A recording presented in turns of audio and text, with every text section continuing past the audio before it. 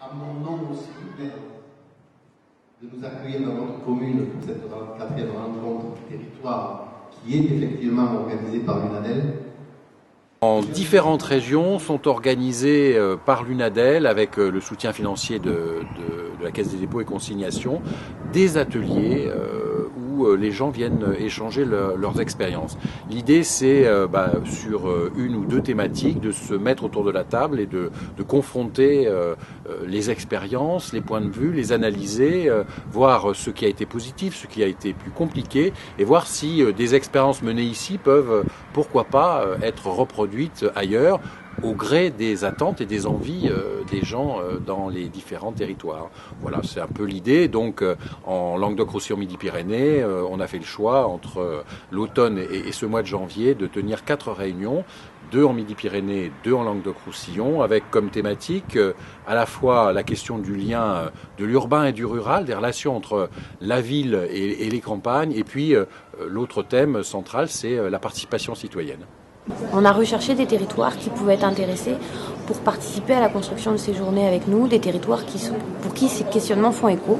C'est comme ça qu'on a sollicité la commune de Tornac, pour qui effectivement la question de la participation citoyenne et du lien urbain-rural, notamment dans le cadre de la réforme intercommunale, pose beaucoup de questions et permettait aujourd'hui d'en débattre. C'est important pour la commune de Tornac parce que depuis que nous sommes élus en 2014, nous nous sommes placés au niveau de l'équipe municipale sur une approche de proximité avec les administrés, sur une démarche, on va dire, plus citoyenne dans la façon de conduire nos projets. Et donc on a mis en place différents outils. Et tout ça, ça participe du développement local, du développement des territoires. Et l'UNADEL est effectivement une association qui travaille sur le développement local et l'éducation populaire. Donc pour nous, effectivement, faire cette rencontre, c'était important et pour nous, c'est le prolongement de notre démarche. Est-ce que vous pouvez nous expliquer ce qu'est l'UNADEL ? Ce sont des hommes et des femmes qui s'engagent sur la question d'un développement local à dimension humaine, porté par une participation citoyenne et qui nécessite effectivement d'associer les populations aux choix politiques qui sont faits. Donc, développement local, à l'époque on l'appelait ce développement endogène, venu de l'intérieur des territoires, plutôt qu'un développement imposé venu de loin. Ça a permis et ça a favorisé une reconnaissance d'une grande famille, ce qu'on appelle aujourd'hui les développeurs locaux. Alors, qu'est-ce que c'est que le développeur local ? C'est quelqu'un qui se sent animé d'une responsabilité d'intérêt général et qui partage sur un collectif une dimension territoriale du territoire de projet. Donc, le territoire de projet, c'est la capacité ensemble à bâtir un espace public sur lequel effectivement ensuite les projets peuvent émerger, accompagnés effectivement par la décision publique, des élus de la République qui sont légitimes à leur place, mais pas seulement qu'avec eux, c'est-à-dire avec tout l'enthousiasme des gens qui portent des valeurs et qui partagent. Donc là, on a des projets de faire des travaux pour ouvrir sur le jardin derrière, de façon à ce qu'on puisse accéder directement.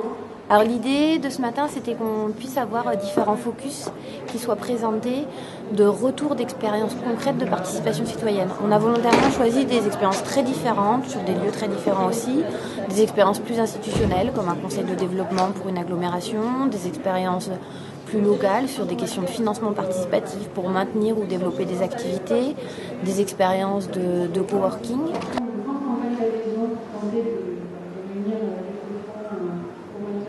On a le sentiment qu'il y a de plus en plus d'expériences qui voient le jour aujourd'hui.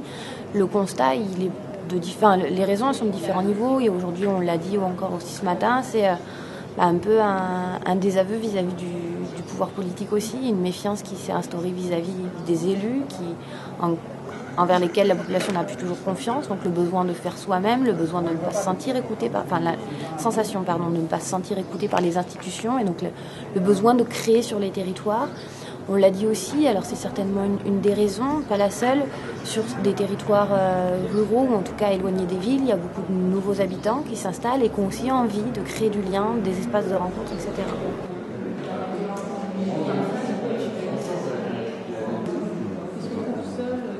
La participation citoyenne, c'est aujourd'hui les questions qui se posent à la fois aux élus, mais aussi aux habitants des communes et des territoires, de voir comment ils échangent, ils travaillent entre eux pour le bien commun, alors que aujourd'hui on peut avoir l'impression que la décision politique, elle se joue de plus loin, puisque les agglomérations deviennent de plus en plus grandes, et donc les relations entre les habitants et les élus peuvent se distendre sur ce qui fait les compétences des collectivités, et donc il peut y avoir un désamour. L'intérêt, c'est de voir comment on peut mettre en place des outils de participation pour que citoyens et élus se rencontrent et parlent des mêmes choses pour le bien commun.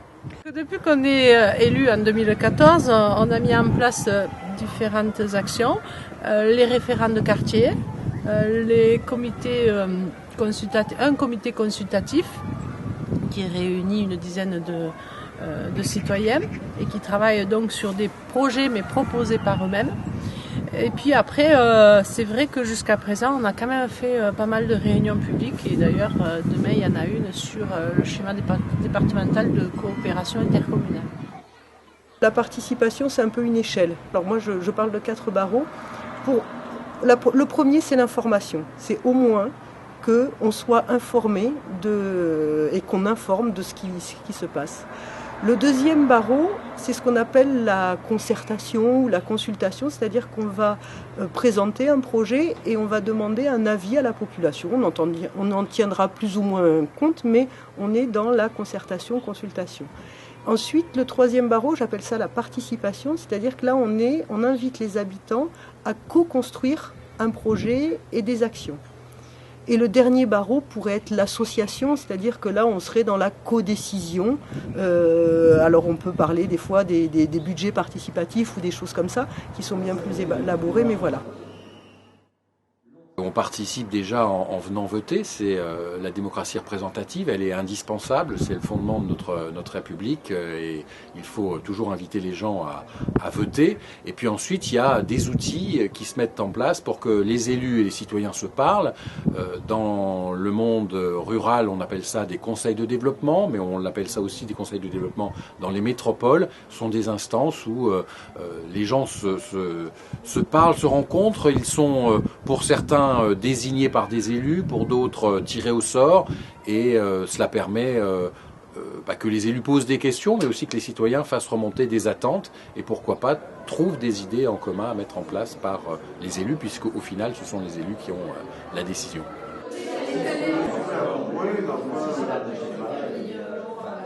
On a sollicité Tristan Réchid, qui lui fait partie du conseil des sages de la commune de Saillens, donc c'est une commune de Drôme, qui a monté une liste citoyenne lors des dernières élections municipales et qui essaye au mieux par différents outils et moyens de garantir une participation et un lien actif avec les habitants de sa commune. Donc il nous fera un retour cet après-midi et on aura l'occasion d'échanger avec lui. On a appelé la liste qui s'est présentée au municipal et qui aujourd'hui a les manettes du coup de la gouvernance locale. On a appelé ça une liste participative et collégiale. Voilà. Donc c'est une liste, c'est des élus qui du coup font en sorte que les habitants soient réellement les décideurs et maîtres de ce qui se passe dans leur village, et à la fois un fonctionnement collégial qui permet qu'il n'y ait pas de prise de pouvoir au sein des élus. On n'a pas vraiment on a un maire, puisqu'il faut avoir un maire en France, ça fait partie de la légalité, mais ça reste essentiellement un titre. Voilà. Tous nos élus se sont séparés les différentes compétences et ils fonctionnent par binôme. Beaucoup de gens considèrent qu'à partir du moment où ils ont été élus, ils ont à prendre les décisions pour les autres. Donc, dans ce schéma-là, c'est très difficile d'avoir une participation citoyenne. Moi, je ne suis pas du tout dans cette dynamique-là. D'abord, je suis, entre guillemets, une fille issue de l'éducation populaire. Donc, ça veut dire que je considère que plus on est, plus on a des idées, et plus on peut construire ensemble, et plus on a des initiatives intéressantes, et que surtout, on s'apporte les uns les autres. Arrêtez de penser que d'autres personnes que vous savent mieux que vous ce que vous avez à faire dans votre vie. et ce qui est bon pour vous. Donc voilà, on est chacun acteur de sa vie et que cette posture du coup de nos élus et de certains experts du coup à se positionner en disant qu'ils savent eux ce qui est bon pour nous et ce qui est bon pour leur communauté, ça suffit. Voilà. Et de considérer que chaque habitant du coup est expert de sa vie, expert de son quartier, expert de sa rue, et qu'il est tout à fait en mesure de débusquer les problématiques qu'il vit au quotidien et de trouver des solutions à ces problématiques-là. Voilà. Et le rôle des élus, du coup, est juste de représenter des habitants. Et représenter des habitants, c'est d'abord les écouter et de faire remonter les besoins et les attentes de ces administrés et de mettre tout ça en sauce pour que des projets puissent émerger et arriver à terme, quoi. Mais on ne demande pas aux élus de penser à la place des habitants. Voilà. En tout cas, moi, c'est pas ma conception d'un représentant. Une campagne, si vous devez avoir une liste ou une campagne, on ne va pas parler de démocratie participative, on va la faire. Ça fait du bien, voilà, de se retrouver à partager des expériences comme celle-là sur les démarches participatives. Ce matin, c'était plus tourné sur des présentations de projets collectifs en démarche participative et sur différents territoires. Et cet après-midi sur l'expérimentation à Saillant dans la Drôme qui est très particulière. Et voilà. Alors, moi, je dirais que entre l'expérience de Saillant et le fait de pas du tout faire de démarche participative, il y a quand même un juste milieu à trouver. Voilà, mais c'est vrai que c'est super intéressant. Le chemin est long et difficile, il est fatigant, c'est loin d'être un long fleuve tranquille, c'est ce qui en fait du coup la richesse et la beauté aussi. Donc, mais ça tient la route, ça tient complètement la route, c'est en place. Mais je ne vais pas vous faire croire que le chemin est simple et facile. Voilà. Le chemin est difficile, c'est de l'engagement, c'est de l'investissement en temps. C'est tout ça, mais à la fois c'est absolument merveilleux. On veut tous recréer du lien entre les territoires et ces institutions, en particulier celles de la région, qui sont quand même très éloignées. Montpellier, c'était déjà loin, Toulouse, ça l'est encore plus. Donc il va falloir trouver des moyens de le faire, et en s'appuyant sur des personnalités d'élus qui, pour certains, sont déjà dans des démarches comme celle-là, mais qui, pour d'autres, c'est quand même un petit peu l'inconnu.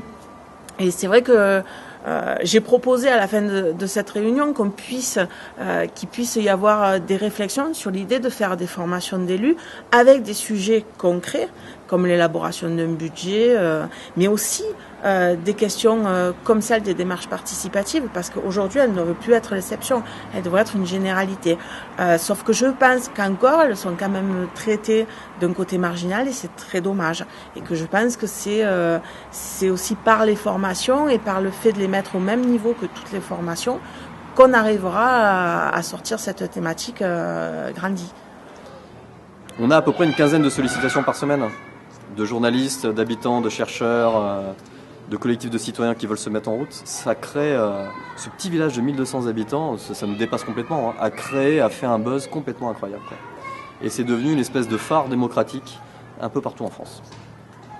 Donc voilà, si on n'a servi qu'à ça, c'est-à-dire à faire émerger, à faire mûrir dans la tête des gens qu'une autre forme de démocratie était possible, si on n'a servi qu'à ça, c'est déjà sacrément bien.